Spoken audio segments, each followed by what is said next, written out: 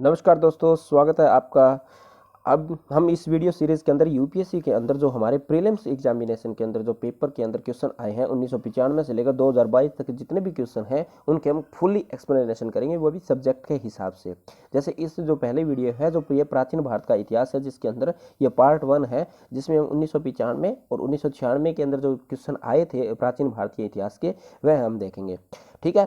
और अगर आप चैनल पर नए हैं और इस तरह की और वीडियो चाहते हैं तो प्लीज़ चैनल को सब्सक्राइब कर लीजिए और बेल आइकन को भी दबा दीजिए। ठीक है।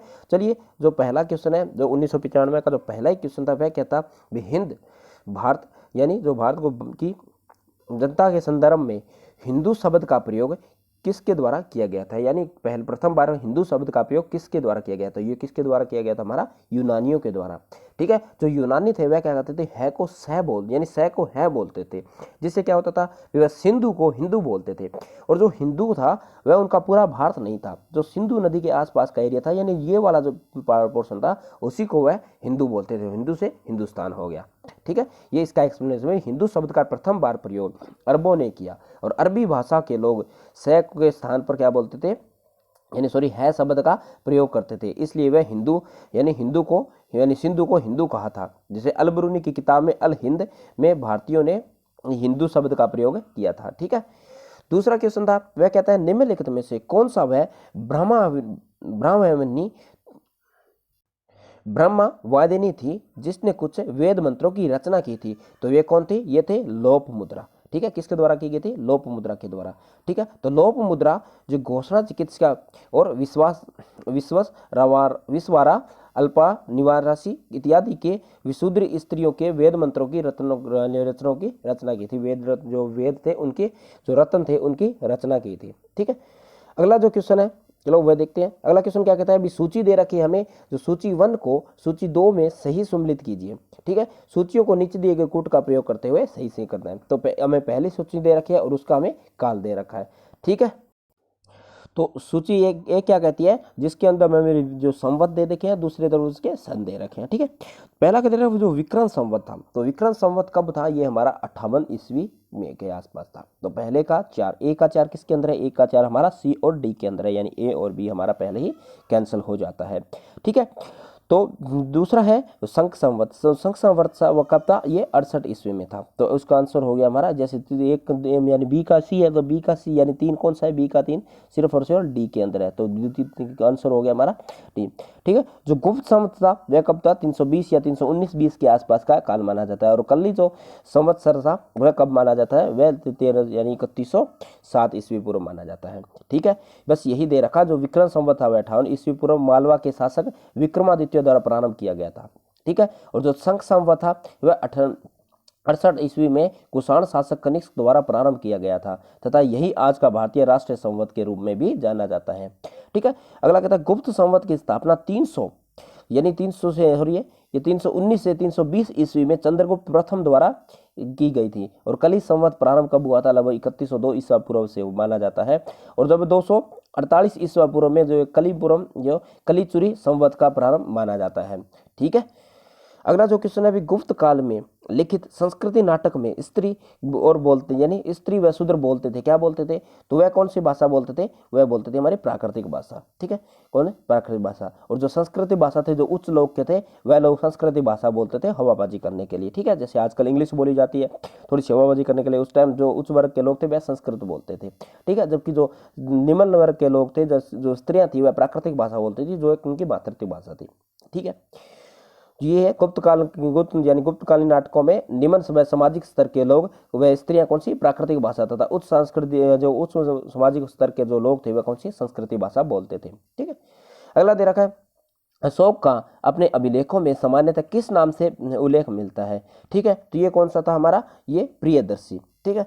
जो अशोक थे उनका जो ज्यादातर अभिलेखों में प्रियदर्शी के नाम से बोला जाता है। उसके साथ उनको अशोक के नाम से भी हमें कुछ उल्लेख मिलते हैं। अशोक के अधिकांश शिलालेखों व अभिलेखों में उसे प्रियदर्शी ही कहा गया है, यद्यपि कुछ अभिलेखों में उन्हें देवनाम प्रिय या फिर अशोक के नाम से भी उल्लेखित किया गया है।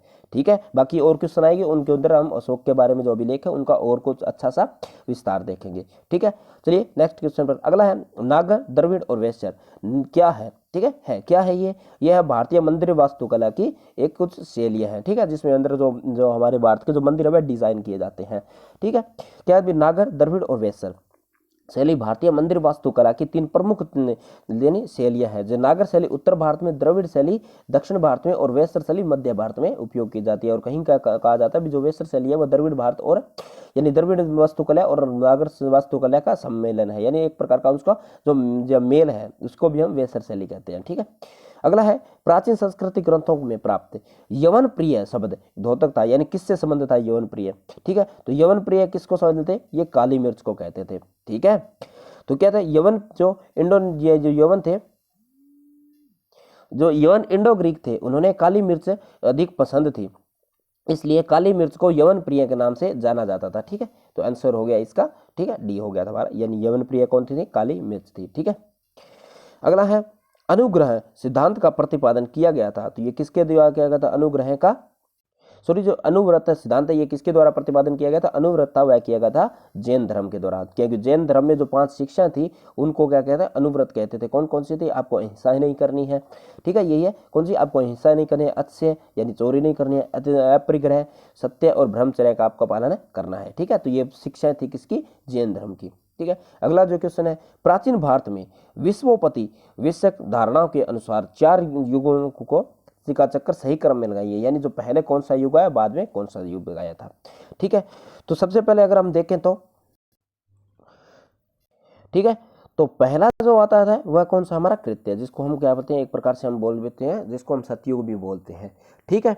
दूसरा था जैसे कृत्य किसके अंदर है? सी और बी के अंदर है, तो ये हमारे दोनों कट जाते हैं। उसके बाद में त्रेता जिसके अंदर भगवान राम आए थे, ठीक है। फिर द्वापर जिसके अंदर भगवान श्री कृष्ण आए थे, और ये कली अवतार माना जाता है, ठीक है। तो इसका जो सही आंसर हो गया ये कौन सा हो गया? बी हो गया, ठीक है। तो इसका दे रखा है जैसे जैसे सृष्टि के संपूर्ण काल को 4 युगों में बांटा गया है, जिसका क्रम कुछ इस प्रकार से, जैसे पहले कृत्य आया था, फिर त्रेता, फिर द्वापर और उसके बाद में कलयुग आया था, ठीक है।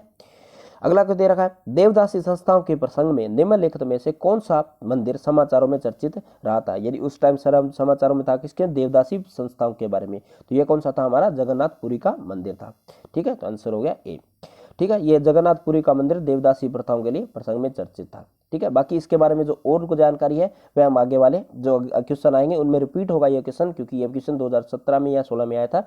इसके बारे में एक मंदिर के बारे में क्वेश्चन आया था, उसके अंदर इसको हम देख लेंगे, ठीक है। तो चलिए नेक्स्ट क्वेश्चन पे। अगला क्या कहता है? आरंभिक वैदिक साहित्य में सर्वाधिक वर्णित नदी कौन सी थी, ठीक है। तो सबसे ज्यादा कौन सी नदी का जिक्र मिलता है इसके अंदर? तो इसके अंदर हमारी सबसे ज्यादा नदी का जिक्र मिलता है हमारे सिंधु नदी, यानी सिंधु नदी का जो आरंभिक वैदिक साहित्य था उसमें सबसे ज्यादा बार जिक्र हुआ है, जबकि जो गंगा है उसका 1 बार, और जो हमारी जो यमुना थी उसका 3 बार जिक्र मिलता है, ठीक है। तो इसका सही आंसर हो गया हमारा ए, ठीक है। तो चलिए एक्सप्लेनेशन देख सकते हैं। आरंभिक वैदिक साहित्य में जो सर्वाधिक वर्णित नदी है उस कौन सी थी? वह सिंधु नदी थी। और दूसरी सर्वाधिक महत्वपूर्ण पवित्र नदी कौन सी थी? सरस्वती थी। और गंगा का सिर्फ 1 बार जिक्र हुआ है और यमुना का 3 बार उल्लेख हुआ है, ठीक है। चलिए नेक्स्ट क्वेश्चन पर। अगला क्वेश्चन क्या कहता है? निम्नलिखित में से कौन सा आरंभिक जैन साहित्य का भाग नहीं है, ठीक है। तो ये बताना है कौन सा है जो जैन साहित्य से संबंधित नहीं है। जैसे हम देखते हैं तो जैन धर्म और बौद्ध धर्म यूपीएससी के सबसे फेवरेट टॉपिक है, ठीक है। तो उनसे क्वेश्चन हर बार की एग्जाम में आता है, यानी एक से बार, जैसे 2022 में आया है तो 2023 में 24 में लगभग, ये जब से यूपीएससी का जो हम देखेंगे तो लगभग हमें मिलेगा हर साल के अंदर हमें इसका कोई ना कोई क्वेश्चन मिलेगा, नहीं तो 2 साल के अंदर तो क्वेश्चन मिले ही मिलेंगे, ठीक है। तो पहले ये कौन सा जैन धर्म से साहित्य का भाग नहीं है?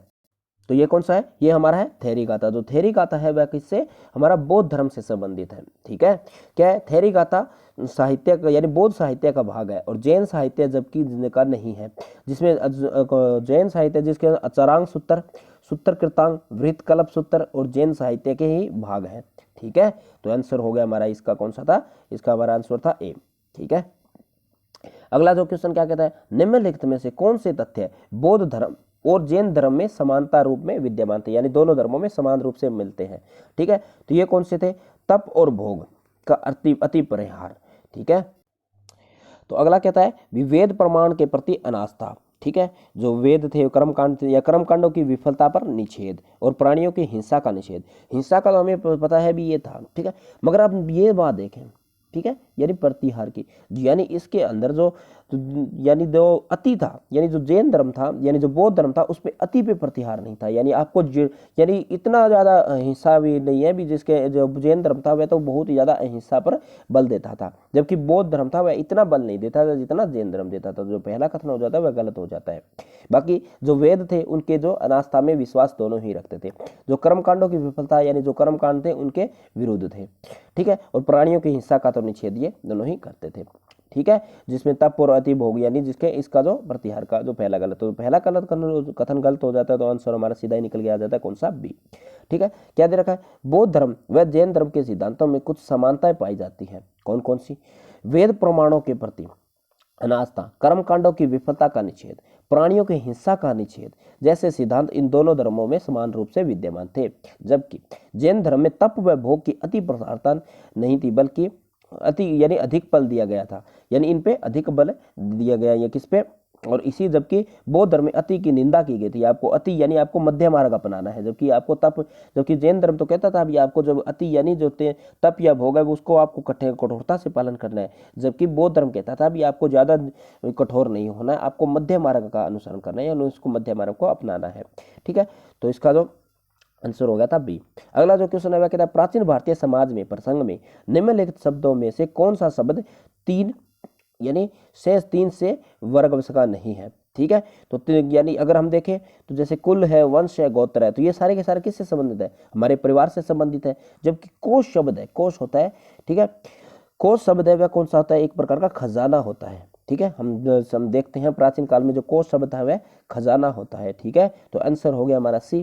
ठीक है, वैसे कोश कुछ इस प्रकार से लिखा जाता है, ये थोड़ा मिस्टेक टाइप है, यानी ये जो स्पीक करके टाइप करते हैं ना, जो गूगल स्पीक से, तो उससे टाइप हो जाता है। ठीक है, तो चलिए इसका जो दे रखा, जो कोश शब्द खजाने से प्रयुक्त किया जाता है, और बाकी तीनों ही किसी परिवार से संबंधित है, जैसे गोत्र था, कुल था, तो ये सारे के सारे किससे थे, परिवार से संबंधित थे। अगला है निम्नलिखित में से कौन गुप्त काल में अपनी आयुर्विज्ञान विशेषज्ञ की रचना के लिए जाना जाता है, किसकी, अपनी आयुर्विज्ञान के लिए। ठीक है, जैसे आयुर्वेदिक के लिए, तो ये कौन थे, तो इसका जो सही उत्तर है वह हो जाएगा हमारा सुश्रुत। ठीक है, तो ये थे, ये किसके लिए, हम अपनी आयुर्विज्ञान के लिए जाने जाते थे। क्या है, विश्रुत गुप्त काल में अपनी आयुर्विज्ञान रचनाओं के लिए जाने जाते थे। जो उनकी किताब थी जिनका क्या नाम था, सुश्रुत संहिता के लिए जाने जाते थे। और इनके जो अभिभाव के कुछ समय बाद भी इन्होंने कुछ शल्य चिकित्साओं में 121 उपकरणों का उल्लेख भी मिलता है, और इन्हें शल्य चिकित्सा व प्लास्टिक सर्जरी का जनक भी माना जाता है। ठीक है, अगला दे रखा निम्नलिखित में से किस मूर्ति कला में सदैव हरित स्रवित चट्टान का, यानी जिसको शिष्ट चट्टान होती है, का प्रयोग मध्य में हुआ था, तो ये कौन सी थी, जिसमें आज भी हम देखते हैं जो शिष्ट की चट्टानों की मूर्तियां बनती है, तो वे किसके अंदर देखते हैं हम, तो वे कौन सी थी, गंधार मूर्तिकला। जो गंधार मूर्तिकला थी उसके अंदर जो शिष्ट या जिसको बोलते हैं हरित सरित चट्टान भी बोलते हैं के पत्थरों का उपयोग किया गया था। ठीक है, ये इसका एक्सप्लेनेशन दे रखा, क्या दे रखा है भी, गंधार मूर्तिकला में हरित सरित चट्टानों का प्रयोग किया गया था, और इस कला में पहली बार यानी बुद्ध की सुंदर मूर्तियां बनाई गई थी, और कुषाण काल में यह कला विकसित हुई, और गंधार मूर्तिकला यूनान रोम कला से भी प्रभावित थी। ठीक है, अगला दे रखा है मध्यकालीन इतिहास में अपभ्रंश शब्द का प्रयोग मध्यकालीन संस्कृति में किसके लिए किया गया था, किसके लिए, अपभ्रंश शब्द का। ठीक है, तो अपभ्रंश शब्द का प्रयोग किया था तो कुछ आधुनिक भारतीय भाषाओं को आरंभिक रूपों में अंकित करने के लिए। ठीक है, तो आंसर हो गया इसका सी। ठीक है, जो अपभ्रंश शब्द किसके लिए था, आधुनिक भाषा की, जो आधुनिक भारतीय यानी आधुनिक भारतीय इतिहास की जो भाषाएं थी उनके लिए उपयोग किया गया था अपभ्रंश का। ठीक है, तो ये देखा मध्यकालीन सांस्कृतिक ग्रंथों में अपभ्रंश शब्द का प्रयोग कुछ आधुनिक भाषाओं के लिए आरंभिक रूपों को अंकित करने के लिए होता था, तथा सर्वप्रथम व्यास ने शब्द संस्कार से हीन शब्दों का के लिए अपभ्रंश शब्दों का प्रयोग किया गया था, यानी जो भाषा के अंदर जो हीन शब्द प्रयोग करते थे उनको क्या करते थे, अपभ्रंश कहा जाता था। ठीक, अगला देखते हैं, अगला यही दे रखा है जो हमने पीछे भी एक क्वेश्चन रिपीट हुआ था, यानी 1995 के अंदर रिपीट हुआ, फिर 1996 के अंदर रिपीट हो गया था, जिसके अंदर हमने विशाखा दत्त को देखा था, तो अभी इसके अंदर विशाखा दत्त दोबारा आ गया है। तो दे रखा है अभी सूची 1 और सूची 2 को सही सम्मिलित कीजिए तथा सूचियों के नीचे दिए कूट का प्रयोग करते सही उत्तर का चयन कीजिए। ठीक है, हमने देखा था जो विशाखा दत्त थे वह किससे संबंधित थे, ठीक है, अब देखते हैं जो विशाखादत्त हमने देखा था तो वो किससे संबंधित है हमारे विशाखादत्त, ये किससे, नाटक से संबंधित है, यानी ये एक नाटककार थे। तो किसके अंदर है, एक का दो हमारा है बी और सी के अंदर, तो यानी डी और ए हमारा पहले ही कैंसिल हो गया। दूसरा दे रखा था जो वाहरमीर थे, वाहरमीर किससे संबंधित है, तो ये हमारे थे खगोल विज्ञान से संबंधित थे। ठीक है, तो आंसर हो गया कौन सा हमारा, देखते हैं बी का तीन किसके अंदर मिलता है, केवल और केवल सी के अंदर मिलता है। ठीक है, तो आंसर हो गया हमारा सी। फिर भी देख ले जो चरक थे, वो चरक तो हमें पता है जिसमें चरक साहित्य थी तो वो किससे थे, चरक यानी चिकित्सा से संबंधित थे, और जो ब्रह्मगुप्त थे वह हमारे गणित से संबंधित थे। ठीक है, देख देखा जो विशाखादत्त का संबंध नाटक से था, जिन्होंने मुद्रा राक्षस नामक ग्रंथ की रचना की थी, और जो वहामीर थे उनका संबंध खगोल विज्ञान से संबंधित था, जिन्होंने वृहत साहित्य यानी जिसको वृहत जातक, लघु जातक और पक्ष सिद्धांतिका इत्यादि प्रसिद्ध रचनाएं रची थी। ठीक है, चरक का संबंध चिकित्सा से है, जिनकी प्रसिद्ध रचना चरक शास्त्र व गुप्त का गुप्त ब्रह्मगुप्त की संबंध गणित से है, जिन्होंने ब्रह्म सिद्धांत की रचना की थी। ठीक है, चलिए नेक्स्ट क्वेश्चन पर। अगला क्वेश्चन क्या कहता है, प्राचीन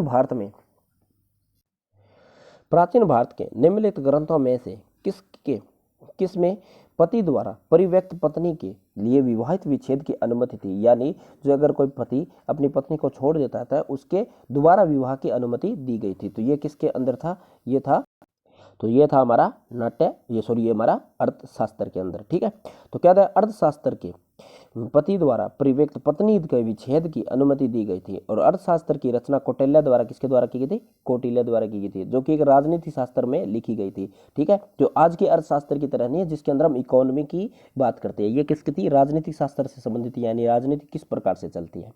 ठीक है, तो ये जो हमारे जो 1995 के और 1996 के क्वेश्चन थे जो हमने पार्ट 1 में डिस्कस किए थे। ठीक है, जिसमें जल्दी हम वीडियो के साथ में प्राचीन भारत के जो 2022 तक थे कौन कौन से क्वेश्चन पूछे गए थे वह सारे के सारे डिस्कशन करेंगे। ठीक है, अगर आप को वीडियो अच्छी लगती है तो आप वीडियो को लाइक कर सकते हैं और चैनल को सब्सक्राइब भी कर सकते हैं। ठीक है, तो अगर आप जल्दी से शेयर कीजिए, हम सारे के सारे क्वेश्चन अच्छे से डिस्कशन करेंगे और बाद में रिपीट होंगे और आपकी प्रीलिम्स की तैयारी बहुत अच्छी से हो जाएगी। ठीक है, तो चलिए मिलते हैं नेक्स्ट वीडियो में। ठीक है।